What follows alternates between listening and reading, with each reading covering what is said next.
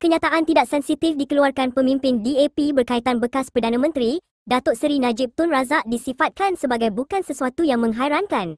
Timbalan Ketua UMNO bahagian Jerantut, Datuk Rozilan Saleh berkata, sikap biadab terhadap bekas ahli Parlimen Pekat itu sememangnya akan sentiasa tertanam dalam pemikiran pemimpin parti berkenaan. DAP tetap DAP bukan sesuatu menghairankan dengan pendirian dua pemimpin DAP ini. Mungkin sebahagian besar yang lain pun berpendirian sedemikian. Janganlah menyiram minyak tanah ke dalam api yang sedang marak. Kesabaran kita ada hadnya, katanya menerusi hantaran di Facebook pada Isnin. Mahkamah Tinggi Kuala Lumpur pada Isnin menolak permohonan simakan kehakiman difalkan Najib bagi memaksa kerajaan serta 6 yang lain untuk melaksanakan titah adendum supaya beliau menjalani baki hukuman penjara melalui tahanan rumah.